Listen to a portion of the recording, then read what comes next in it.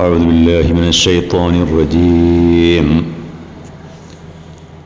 وتركنا بعضهم يومئذ يموج في بعض ونفخ في الصور فجمعناهم جمعا وعرضنا جهنم يومئذ للكافرين عرضا الذين كانت أعينهم في غطاء عن ذكري وكانوا لا يستطيعون سمعا أفحسب الذين كفروا أن يتخذوا عبادي من دوني أولياء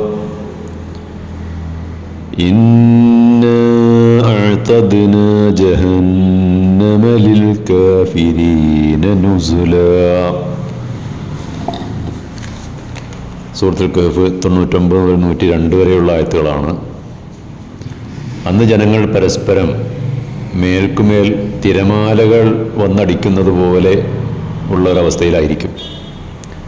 കാഹളത്തിൽ ഊതപ്പെടുകയും ജനങ്ങളെയെല്ലാം ഒരുമിച്ച് കൂട്ടപ്പെടുകയും ചെയ്യുന്നതാണ്. സത്യനിഷേധികൾക്ക് മുമ്പാകെ അന്ന് നരകം പ്രദർശിപ്പിക്കപ്പെടും. അവരുടെ കണ്ണുകൾ നമ്മുടെ ഉത്ബോധനങ്ങളിൽ നിന്നും സ്മരണയിൽ നിന്നും തികച്ചും അന്ധമായിരുന്നുവല്ലോ. അത് കേൾക്കാൻ പോലും അവർ ഒരുക്കമായിരുന്നില്ല. സത്യനിഷേധികൾ വിചാരിക്കുന്നുണ്ടോ, എന്നെ കൂടാതെ എൻ്റെ അടിമകളെ അവരുടെ രക്ഷാധികാരികളാക്കി മാറ്റാമെന്ന്? ഇത്തരം ധിക്കാരികൾക്ക് നരകം ഒരു സൽക്കാരമായി നാം ഒരുക്കി വച്ചിരിക്കുകയാണ്. അന്ത്യനാളിനെയും ലോകാവസാനത്തെയും കുറിച്ചുള്ള ഒരു ഓർമ്മപ്പെടുത്തലാണ് ഈ ആയത്തുകളിൽ. അന്ത്യനാളിനോടനുബന്ധിച്ച് ജനങ്ങൾ പരസ്പരം ഏറ്റുമുട്ടും. സംഘട്ടനങ്ങളും കലാപവും യുദ്ധവുമൊക്കെ വ്യാപകമാകും. ആ ഘട്ടത്തിലാണ് ലോകാവസാനത്തിനുള്ള കാഹളം മുഴങ്ങുന്നത്. അതോടെ മനുഷ്യരുൾപ്പെടെയുള്ള എല്ലാ ജീവജാലങ്ങളും ഭയവിഹ്വലരാകും. അതോടെ എല്ലാവരും മരിച്ചു വീഴും. പിന്നീട് അവരെയൊക്കെ വീണ്ടും അള്ളാഹു അല്ലെങ്കിൽ ദൈവം പുനരുജ്ജീവിപ്പിക്കും. എന്നിട്ട് ഭൂമിയിൽ ജനിച്ച എല്ലാ മനുഷ്യരെയും ഒരുമിച്ച് കൂട്ടുകയും സത്യധർമ്മധികാരികൾക്കെല്ലാം നരകം നേരിൽ കാണിച്ചു കൊടുക്കുകയും ചെയ്യും. സ്വർഗനരകങ്ങളൊക്കെ വെറും പുരാണ കഥകളാണെന്നും അതിലൊക്കെ വിശ്വസിക്കുന്നത് വെറും അന്ധവിശ്വാസമാണെന്നും വിശ്വസിച്ചിരുന്ന പരലോക നിഷേധികളൊക്കെ അന്ന് നരകം അവരുടെ കൺമുന്നിൽ കാണുകയാണ്.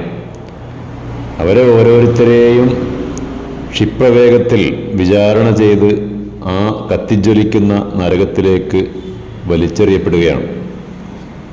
ഈ ദുനിയാവിലെ ജീവിതകാലത്ത് തങ്ങളുടെ സൃഷ്ടാവായ അള്ളാഹുവിനെക്കുറിച്ച് ചിന്തിക്കുവാനോ അവൻ നൽകിയ വേദഗ്രന്ഥമായ വിശുദ്ധ ഖുർആനിൽ നിന്ന് ഒന്ന് കണ്ണോടിക്കുവാനോ പ്രവാചകൻ കാണിച്ചു കൊടുത്ത ജീവിത പാന്താവിലേക്ക് തിരിഞ്ഞു നോക്കുവാനോ അവരാരും തയ്യാറായിരുന്നില്ല.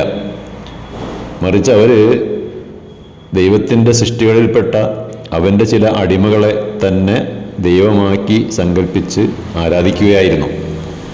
അപ്പോൾ ഇങ്ങനെയുള്ളവർക്കൊക്കെ ഒരു സൽക്കാരം എന്ന നിലക്ക് നരകം ഒരുക്കി വച്ചിരിക്കുകയാണ് എന്നാണ് ഈ ഖുർആൻ സൂക്തങ്ങളിലൂടെ സത്യനിഷേധികൾക്കും ധിക്കാരികൾക്കും മുന്നറിയിപ്പ് നൽകുന്നത്.